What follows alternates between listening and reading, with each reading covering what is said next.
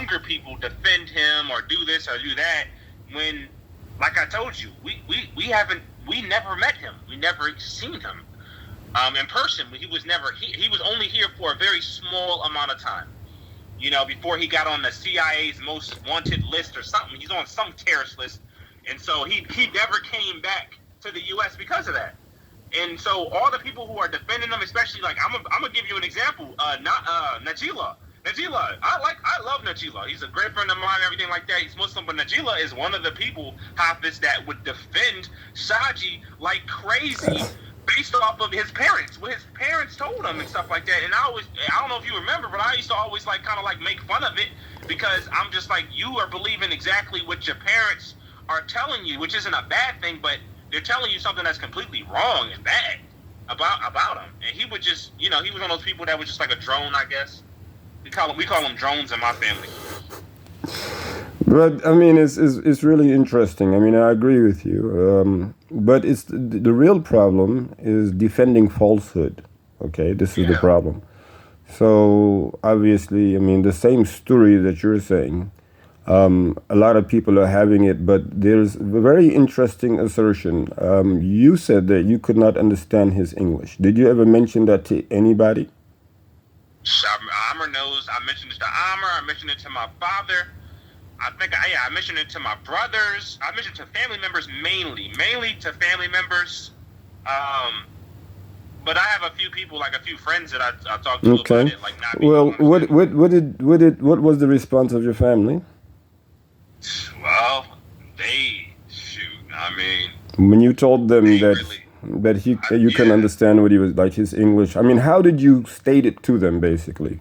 I just said, I don't know. I can't understand. I can't understand what he's saying is what I would say to him. Like, I don't really understand him or whatever. And, you know, it would just be normal, like, hush or be quiet or don't worry about it. Just that type of stuff. Okay, so they basically just pampered it away. How about your friends? What about the diehard friends that you had? What was their response when you said you couldn't understand them? Well, they didn't really have no kind of feedback. They didn't really have no kind of response, Office. It's just, I told them, like, we can't really understand. I guess they did the thing where you just you put your head down or whatever. And they didn't really have no response. It was no like, response where they fought back or anything like that. They kind of, like, just didn't have anything for me. All right, and then from there on out, you just were like, okay, this is another reason why. I mean, like, you had basically no pure inclination for him anyway, right? Yeah, nothing.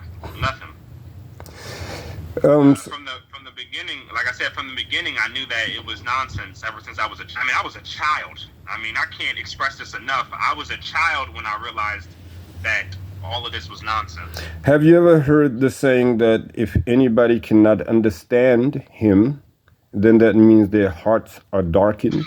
Yeah, I think my brother was telling me that he said that. Okay. I mean, I have to be serious, okay? And you also have to remember, okay, your brother, you're saying. So your elder brother, right? Yeah, Jamal, my brother Jamal. Okay. He said that if you don't understand what he's saying, what Shaji is saying, your heart is dark. No, he didn't say it out of his mouth. What he was saying was, he said to me that that's what they told him. Okay.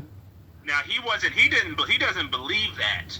It's just that, like I said, no one told me, no one told me directly that saying, but I've heard that saying floating around from people. Okay. I mean, that does not contradict any way in what we know for the members to be of habit of believing in hearsay and, stories and, some hallucinative narrations, okay, that they got from their forefathers, and many have actually passed on. But that's what happened when you actually started to say the same or mention the same about his Holy Quran, or was that something that you never brought up? The English part you brought up. You said, you mentioned to your parents, your friends. How about the Quranic part? What happened there? Did you mention that? I really kept that mostly to myself. Like I said, the thing is, whenever I would see a video or whatever, I guess he would talk about, the stories of the Quran, but for the most part, I never really heard him recite too much outside of an opening dua or whatever. Opening dua and a closing dua. It was never really a situation where I would really hear him. Like I said, he never led prayer for us. It's like those are the things I'm talking about. So, I always mainly kept that to myself for the most part. But me and Amr and other people, we would talk about it. But so you said you mainly kept it to yourself, and you never heard anybody else talk about it either, huh? Nah, no one that is Jamadi came out about it and said, he's not reciting the Quran properly. No one, none of them. Like I said, they'd be too scared. They're probably too scared to say that. I mean, and you think that they're scared of what? Being kicked out, or what exactly? Yeah, it's a number of things. There's the spiritual aspect. I guess they believe that he has powers or something. So, as far as the deceased powers deceased, because the person deceased would go on. Yeah. So, but a lot of it is the Jamaat, almost like a hierarchy thing. And then, there's the spiritual, like I said, the spiritual aspect is that, like, I don't know, I guess, you don't want to say anything to him because he could put some kind of curse or something on you. I don't know, Hafiz, but I believe that that's what it mainly is. Did you believe that he had, I mean, in the case of your aunt, which is a horrible story, how long did that last? Well, I'm going to tell you like this. I don't really even know my aunt like that because of that situation. She's older. She's, her children, so her youngest son is about 3 years older than me, and I spent a lot of time with him. And so she was out there for a long time, to answer your question. I mean, I don't know exactly. I know it was years, and our relationship with her, I don't really even have a relationship with her because of all that stuff. And her children don't have a relationship with her. All right, we're going to have to make something very clear. This is a very important point, all right? Islam does not allow us to cut ties off of kinship.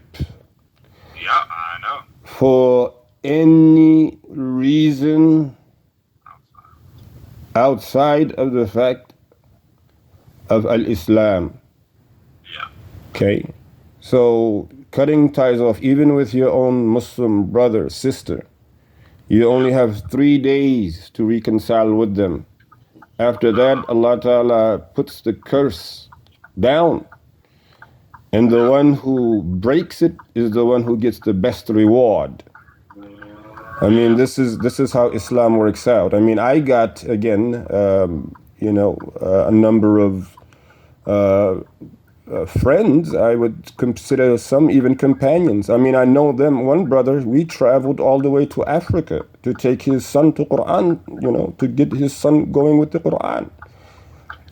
And after, I would say at least 15 years, of all of our traveling and business dealing and everything, subhanallah, he texts and he says, please do not contact me or my family again.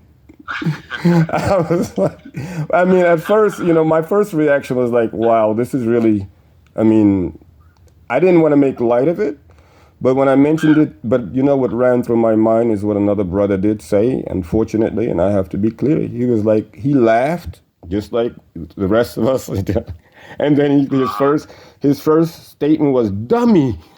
What? Yeah, he called the man a dummy. Wow. And unfortunately, Allah subhanahu wa ta'ala would definitely say khasirin, loser. That is a loss. That's his loss for breaking the laws of Allah subhanahu wa ta'ala that he clearly specifies in the Quran. Yeah. So this is the issue. But inshallah, I mean, it's really important. But I think the Hafiz school, the Hafiz program, I think a number of students, I mean, any student, who managed to get through the first 9 months of the Hafiz program must have known or know as of today or back then as of you 9 years old, right? Yeah. That this man can't recite or was not able to recite Quran. He did not have Quran. Yeah. And of course, a lot of people are saying, well, what difference does it make? You know, you have different levels of people who know Quran. Here's the difference, okay? If you're going to explain the Quran, you have to have the command of the Quran, meaning you have to be beyond the basics, you know, as where we see that. But not only that, because of the fact that, again, a messenger brought a letter to you, and when they handed it to you, you said to them, "You're the messenger, read it." And when they opened it up, they said, "This is a language I cannot read." Yeah. Does that make sense to you? Mm-hmm. You understand? So if you could not explain English, then that means that you could not explain the Quran to English speakers. Period. It's that simple to understand. Yeah. And Allah Ta'ala does not send a message with a messenger who cannot relay it. There is not a single messenger that Allah Subhanahu wa Ta'ala has sent, and they went to the people and say, "You know what? I can't relay this message to you. I don't speak your language." Yeah. Or, you know, it's all deficient and it's all broken up. No, you don't have that in prophets. Allah made that clear. You know, and he also says that we do not send one who is not familiar with the language of the people. And he didn't just mean, you know, the basic literal sense. No. Profound knowledge of the and ability, the command to speak it, because our message is clear. So you all are making mockery of Allah, and you know these statements. If you say anything about him, you are cursed, and he's gonna do this spell, that spell. Yeah, he was a sorcerer, but that did not mean he had the authority of the Quran. Yeah. You understand? Yeah, he had psychology, he had these genealogy, you know, whatever, studies, self-studies of his. It didn't mean it was Quran, you know. Again, you wanting to claim that he had knowledge from, you know, Imam Ali used to come and pick him up as a little boy and take him and teach him. What did he teach him? Because the white hawk he got from Abdul Qadir Jilani. Mm-hmm. What did he get from Imam Ali exactly? These people. Yeah. I mean, you mean if I really was with Imam Ali and the rest of them, you mean to think I'd be looking for Abdul Qadir Jilani? Does that make sense to you? Nope. Okay.